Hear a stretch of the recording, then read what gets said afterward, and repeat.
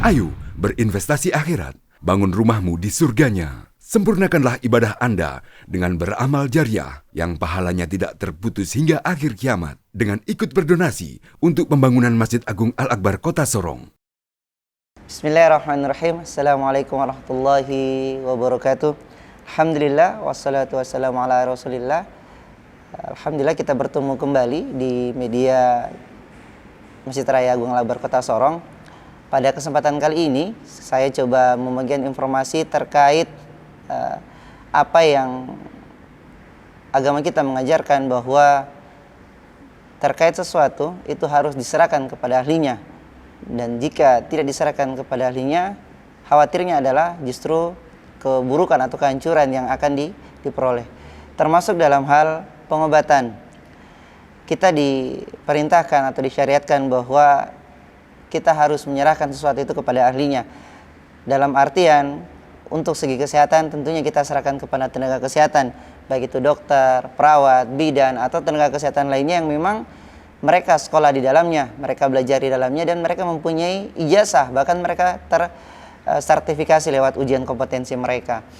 Yang ingin saya sampaikan adalah bahwa kita sebagai seorang muslim hendaknya, bahkan seharusnya, ketika kita mengalami sakit, justru kita harus ke tempatnya, dalam artian ke ahlinya, untuk bertanya, bahkan untuk mendapatkan pengobatan yang tentunya para tenaga kesehatan itu sebagai jalan untuk atau perantara agar kita bisa sembuh. Tentunya bukan kita datangi paranormal atau dukun atau sejenisnya yang mereka tidak mempunyai sekolah di dalamnya. Mereka hanya berdasarkan turun-temurun, atau berdasarkan perasaan, atau berdasarkan firasat mereka bahwa ini seperti ini, tanpa adanya sekolah atau bahkan kompetensi yang mereka geluti. Perlu diketahui bahwa seseorang untuk menjadi seorang tenaga kesehatan, baik itu dokter, bidan, perawat, itu minimal ya, untuk perawat bidan misalnya itu 3-4 tahun. Bahkan untuk dokter itu bisa membutuhkan waktu 6 tahun. Di sini kita belajar, di sini kita menuntut ilmu, dan berdasarkan keilmuan tersebut maka kami mempunyai kompetensi untuk memberikan pengobatan atau pertolongan kesehatan kepada masyarakat. Sedangkan jika kita dibandingkan dengan para dukun ya, atau para paranormal yang mencoba juga melakukan pengobatan terhadap pasien ya, ternyata mereka tidak punya jenjang pendidikan sama sekali. Mereka pun tidak belajar secara formal dan tidak punya kompetensi. Kami ingin sampaikan bahwa kita harus menyerahkan sesuatu kepada yang ahlinya. Nah, perlu saya sampaikan bahwa obat-obat farmasi yang diberikan oleh dokter sebelumnya itu sudah melalui tahap uji coba, bukan tahap istilahnya pemberian pengakuan dari orang yang menggunakannya atau testimoni. Nah, kalau di kesehatan, obat sebelum dipasarkan ke masyarakat itu dicoba dulu bertahun-tahun ke hewan. Manfaatnya ada apa tidak? Setelah manfaatnya didapat, kemudian efek sampingnya ada apa tidak? Kemudian efek sampingnya dipelajari, apakah membahayakan apa tidak? Pun manfaatnya ada, tapi efek sampingnya juga besar, biasanya obat itu tidak akan diproduksi. Dan ini butuh waktu bertahun-tahun, penelitian bertahun-tahun.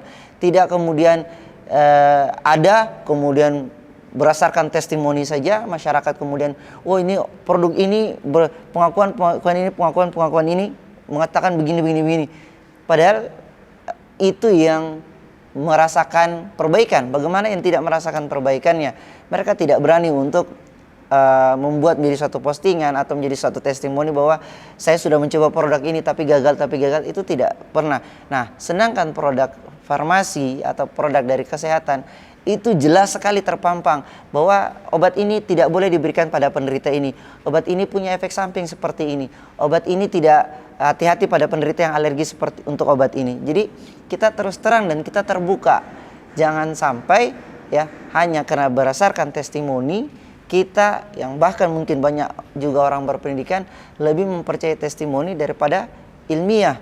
Bedanya kami sama dukun yang mungkin bisa memberikan pengobatan, kami bisa membuktikan apa yang kami berikan dan efeknya seperti apa, dan kita bisa menghubungkan secara ilmiah kenapa bisa terjadi hal tersebut.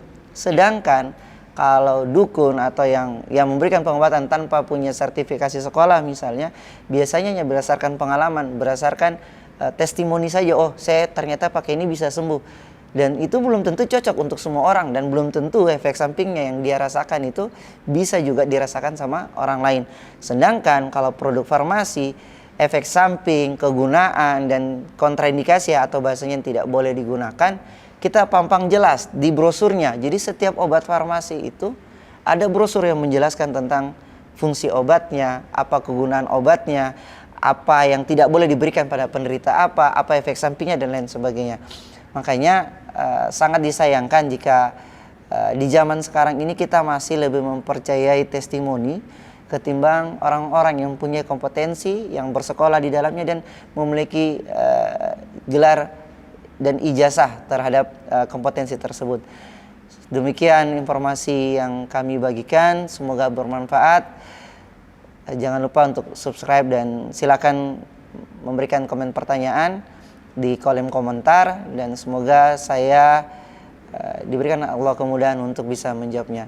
Assalamualaikum warahmatullahi wabarakatuh. Ayo dukung media dakwah Masjid Agung Al-Akbar dengan ikut berdonasi pengadaan alat multimedia dan operasional dakwah. Usia boleh terputus, pahala jariah mengalir terus.